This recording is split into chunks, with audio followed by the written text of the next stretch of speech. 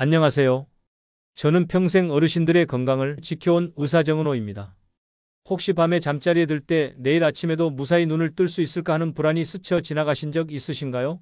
손주의 결혼식, 증손자의 돌잔치를 꼭 지켜보고 싶은데 내 건강이 그날까지 버텨줄까 걱정되실 겁니다. 오늘 저는 여러분 부엌에 있는 올리브유라는 아주 평범한 재료가 어떻게 생명을 지키는 열쇠가 될 수 있는지 말씀드리려 합니다. 그 전에 좋아요와 구독 알림 설정을 해주시면 컨텐츠 제작에 큰 도움이 됩니다. 그동안 병원이나 제약사에서는 잘 알려주지 않았던 중요한 사실들이 있습니다. 하지만 제가 30년간 환자분들을 지켜본 결과 꼭 알려드려야 한다는 책임감을 느꼈습니다. 이제부터 그 비밀을 하나씩 풀어드리겠습니다. 우리가 나이가 들수록 가장 두려운 것은 바로 언제 갑자기 건강이 무너질지 모른다는 불안감입니다. 아침에 일어나지 못하면 어쩌나, 갑자기 심장에 문제가 생기면 어떡하나 이런 걱정이 마음을 짓누르지요. 그런데 제가 환자들을 돌보며 깨달은 건 이 불안이 결코 막연한 게 아니라는 사실입니다. 실제로 어르신 10분 중 9분이 올리브유를 잘못 쓰고 계시고 그 결과 수년 내 심각한 질환으로 고생하십니다. 혹시 여러분도 그냥 아무 올리브유나 사서 튀김이나 볶음에 쓰고 계시지는 않나요? 그렇다면 지금 당장 멈추셔야 합니다. 대전에서 평생 농사를 지으신 한상규님이라는 77세 어르신이 계셨습니다. 그분은 매일 밤 잠자리에 들 때마다 오늘 밤이 마지막일까 하는 불안에 시달리셨어요. 혈압이 180을 넘나들고 가슴이 답답하다며 응급실을 드나들기 일쑤였거든요. 가족들은 언제 큰일이 날까봐 항상 조마조마했습니다. 그런데 그분에게 문제가 있었어요. 매일 아침 계란 후라이를 해드실 때 올리브유를 뜨겁게 달군 팬에 부으셨던 거예요. 건강에 좋다는 말만 듣고 15년간 그렇게 드셨는데 알고 보니 이게 독이 되고 있었던 겁니다. 뜨거운 온도에서 올리브유는 몸에 해로운 물질로 변해버리거든요. 제가 그분께 올바른 올리브유 사용법을 알려드렸어요. 먼저 진짜 올리브유를 구별하는 방법부터 시작해서 언제 어떻게 드셔야 하는지 차근차근 설명해드렸죠. 그리고 3개월 뒤 그분이 다시 병원에 오셨을 때 저도 깜짝 놀랐습니다. 혈압이 140대로 떨어졌고 밤에 불안해하시던 증상도 많이 좋아지셨거든요. 그분이 하신 말씀이 아직도 기억나요. 이제는 밤에 편안히 잠들 수 있고 내년 손주 결혼식까지 건강하게 살 수 있을 것 같다고 하시더라고요. 그 환한 웃음을 보니 제 마음도 따뜻해졌습니다. 문제는 올리브유 자체가 아니라 잘못된 사용에 있었던 겁니다. 많은 분들이 올리브유의 진짜 힘을 모른 채 써왔던 거예요. 해결책은 간단합니다. 올리브유를 올바른 시간에 올바른 방식으로 몸 상태에 맞게 드시는 겁니다. 오늘 영상 끝까지 보시고 내일부터 아침 식탁에서 한 숟가락의 변화를 시작해 보세요. 그 작은 변화가 여러분의 생명을 지키는 큰 힘이 될 수 있습니다. 많은 분들이 마트에서 파는 올리브유를 사서 사용하십니다. 그런데 충격적인 사실 하나를 말씀드릴게요. 연구에 따르면 시중에 유통되는 제품 중 절반 이상이 가짜이거나 다른 기름과 섞여 있습니다. 우리가 믿고 먹는 기름이 사실은 건강을 해치고 있을 수 있다는 거죠. 게다가 조리 방법도 문제입니다. 뜨겁게 달군 팬에 바로 올리브유를 붓거나 싱크대 위에 두고 햇빛에 노출시킨다면 좋은 성분은 이미 파괴됩니다. 혹시 여러분도 올리브유를 뜨거운 기름에 볶음 요리할 때 쓰고 계시지는 않나요? 인천에서 작은 가게를 하던 김영호님이라는 72세 어르신이 계셨어요. 그분은 매일 저녁 손주들을 위해 직접 요리를 해주셨는데 특히 바삭한 튀김을 좋아하는 손주들을 위해 올리브유로 닭튀김, 생선튀김을 자주 만들어 주셨거든요. 건강에 좋은 기름을 쓴다고 생각하셨던 거죠. 그런데 문제가 생겼어요. 어느 날부터 가슴이 답답하고 숨이 차기 시작했습니다. 병원에서 검사를 받아보니 혈관 염증 수치가 정상보다 3배나 높았어요. 더 심각한 건 혈관벽에 노폐물이 쌓여서 막힐 위험이 있다는 진단을 받으셨던 거예요. 그분은 충격을 받으셨어요. 손주들을 위해 좋은 기름을 쓴다고 했는데 오히려 자신의 건강을 해치고 있었던 거니까요. 그래서 제가 자세히 설명해 드렸습니다. 올리브유는 160도 이상 가열하면 몸에 해로운 물질이 생성된다는 것, 그리고 진짜 올리브유와 가짜를 구별하는 방법까지 알려드렸어요. 그분은 즉시 조리법을 바꾸셨습니다. 튀김 요리는 다른 기름을 쓰시고 올리브유는 샐러드나 무침에만 쓰셨어요. 그리고 보관법도 바꿨죠. 어둡고 시원한 찬장 안에 보관하고 뚜껑도 꼭 닫아두셨습니다. 3개월 뒤 다시 검사를 받으신 결과 염증 수치가 정상으로 돌아왔어요. 가슴 답답함도 사라지고 계단 오르기도 훨씬 수월해지셨죠. 그분이 가장 기뻐하신 건 손주들과 함께 산책할 수 있게 됐다는 거였어요. 원인은 단순했습니다. 올리브유가 약이 될 수도 독이 될 수도 있는 건 진짜를 고르느냐, 올바르게 쓰느냐에 달려 있었던 거예요. 해결책도 명확합니다. 진짜 엑스트라 버진 올리브유를 고르고 어둡고 시원한 곳에 보관하며 절대 160도 이상으로 가열하지 않는 것입니다. 오늘 부엌에서 올리브유병을 확인해 보세요. 어두운 유리병에 담겨 있고 풀향이나 과일향이 나야 진짜입니다. 그리고 뜨거운 요리에는 쓰지 마세요. 그 작은 주의만으로도 여러분의 혈관 건강을 지킬 수 있습니다. 올리브유는 혼자 쓸 때보다 무엇과 함께 먹느냐에 따라 효과가 완전히 달라집니다. 같은 기름인데 어떤 음식과 만나느냐에 따라 약이 되기도 그냥 기름으로 끝나기도 하죠. 토마토와 함께하면 심장에, 마늘과 함께하면 염증에, 견과류와 함께하면 뇌 건강에 놀라운 효과가 있습니다. 반대로 뜨거운 튀김과 함께 쓰거나 그냥 컵으로 마시는 건 해가 될 수 있어요. 혹시 여러분도 건강에 좋다는 말만 듣고 올리브유를 그냥 먹고 계시지는 않나요? 광주에서 40년간 초등학교 선생님으로 일하신 최은자님이라는 74세 할머니가 계셨어요. 그분은 퇴직 후 무릎 관절 때문에 고생이 많으셨습니다. 아침에 일어날 때마다 무릎이 뻣뻣하고 아파서 침대에서 일어나는 것도 힘들어 하셨거든요. 계단 한층 오르는 것도 쉽지 않았고 예전에 즐기시던 등산은 꿈도 꿀 수 없는 상황이었죠. 그분은 여러 방법을 시도해 보셨어요. 관절에 좋다는 약도 먹어보고 물리치료도 받아보셨지만 큰 효과를 보지 못하셨습니다.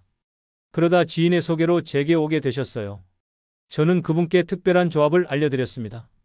매일 아침 공복에 올리브유 한 큰술과 마늘 한 쪽을 함께 드시라고 했어요. 마늘에 알리신 성분과 올리브유의 오메가3가 만나면 염증을 줄이는 효과가 배가 된다고 설명해 드렸죠. 처음에는 냄새 때문에 어려워하셨어요. 하지만 건강해지고 싶은 마음이 간절하셔서 꾸준히 실천하셨습니다. 그리고 점심에는 토마토 샐러드에 올리브유를 뿌려서 드시라고 했어요.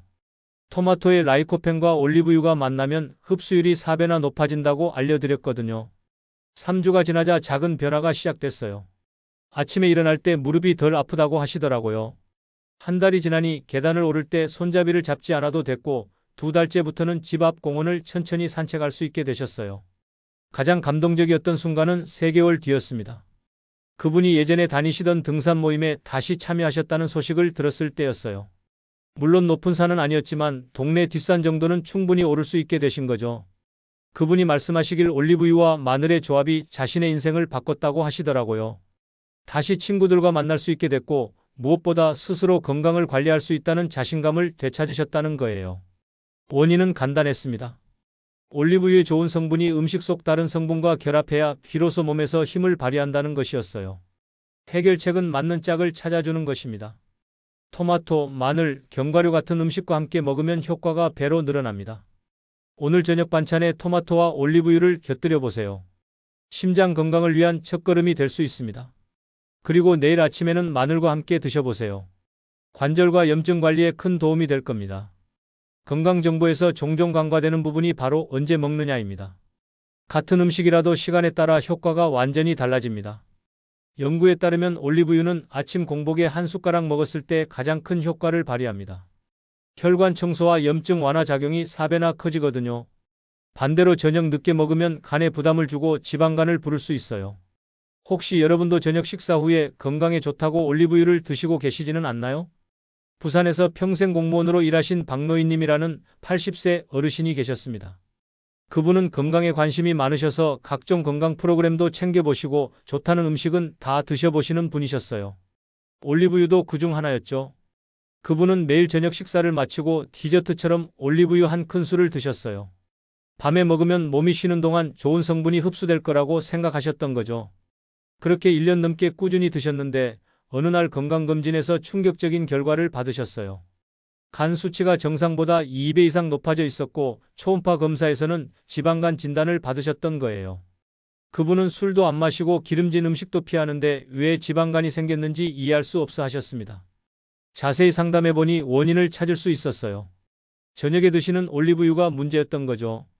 밤에는 우리 몸의 신진대사가 느려지는데 이때 기름을 먹으면 간에서 제대로 처리하지 못하고 쌓이게 되거든요. 저는 그분께 섭취 시간을 바꿔보시라고 권했어요. 저녁 섭취를 중단하고 아침 공복에 한 숟가락씩 드시라고 했죠. 그리고 공복에 먹을 때 속이 불편할 수 있으니 미지근한 물 한 컵과 함께 드시라고 안내해드렸어요. 처음 2주 동안은 큰 변화를 못 느끼셨어요. 하지만 한 달이 지나자 몸이 가벼워지는 걸 느끼셨다고 하시더라고요. 아침에 일어날 때 개운함이 다르고 하루 종일 활력이 넘쳤다고 했어요. 3개월 후 재검사를 받으신 결과 간 수치가 정상 범위로 돌아왔어요. 지방간도 많이 개선됐고 전체적인 몸 상태가 좋아졌다는 결과를 받으셨죠? 그분은 정말 신기해하시며 시간의 중요성을 깨달았다고 말씀하셨어요. 가장 인상적이었던 건 그분의 생활 패턴이 바뀐 거였어요. 아침에 올리브유를 드시니 자연스럽게 일찍 일어나게 되고 하루를 더 활기차게 시작할 수 있게 되셨다는 거죠. 이제는 아침 산책도 하시고 오후에는 취미 활동도 즐기신다고 하시더라고요. 원인은 명확했습니다.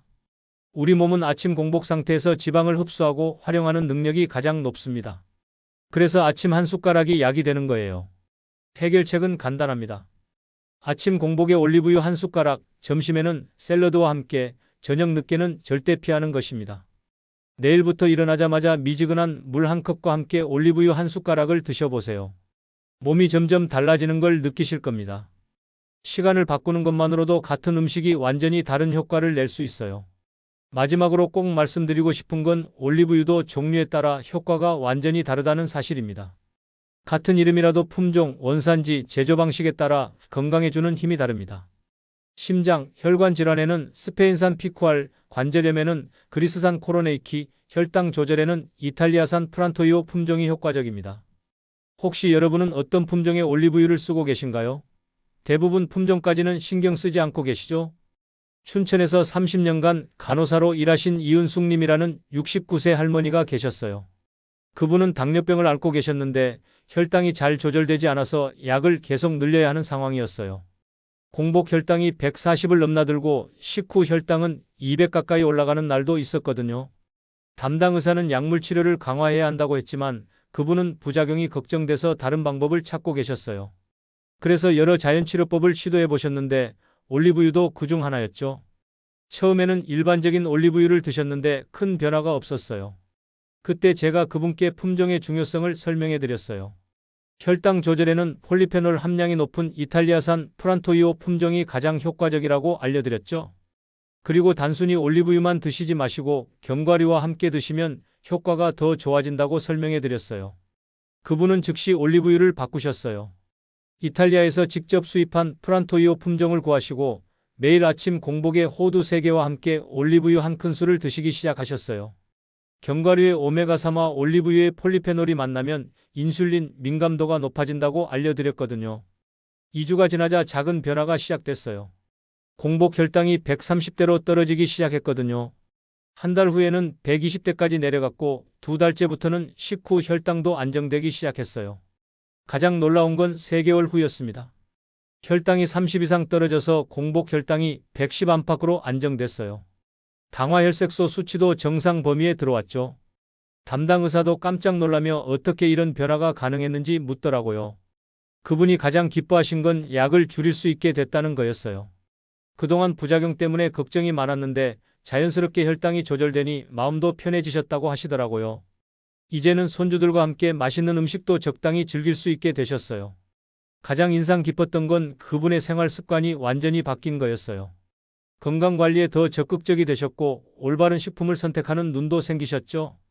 올리브유 품종뿐만 아니라 다른 식재료도 꼼꼼히 따져서 구매하시게 됐어요. 원인은 간단했습니다. 품종마다 들어있는 성분이 달라서 어떤 질환에 더 맞는 효과를 내는 거였어요. 그래서 제가 권해드리는 황금 레시피는 이렇습니다. 아침 공복에 진짜 엑스트라 버진 올리브유 한 숟가락, 그리고 5분 뒤 토마토, 마늘, 견과류를 함께 드세요. 이 조합이 왜 황금 레시피인지 설명해 드릴게요. 공복에 먹는 올리브유는 흡수율이 최고조에 달하고 토마토의 라이코펜은 심장을 보호하며 마늘의 알리신은 혈관을 깨끗하게 하고 견과류의 오메가3는 뇌 건강을 지켜줍니다. 오늘부터 황금 레시피를 실천해 보세요. 손주들과 여행 다니고 싶으신 그 소망 충분히 지켜낼 수 있습니다. 작은 변화가 큰 기적을 만들어낼 겁니다. 여러분, 오늘 말씀드린 내용은 단순한 생활 팁이 아닙니다. 수많은 환자분들의 삶을 바꾼 실제 경험에서 나온 비밀입니다. 물론 모든 건강법이 그렇듯 몸 상태에 따라 결과는 다를 수 있습니다. 담석이나 췌장염을 앓으셨던 분들은 꼭 의사와 상담하시고 시작하시길 권합니다. 하지만 분명한 건 올바른 올리브유 사용은 여러분의 노년을 훨씬 건강하고 활기차게 만들어줄 수 있다는 사실입니다. 손주의 결혼식, 증손자의 첫돌, 그 이상의 순간까지 건강히 지켜보시기를 진심으로 바랍니다. 매일 아침 한 숟가락의 작은 실천이 여러분의 인생을 바꿀 수 있습니다. 오늘 밤부터는 더 이상 내일이 두렵지 않으실 거예요. 건강한 내일을 만들어가는 여러분을 응원하겠습니다. 감사합니다.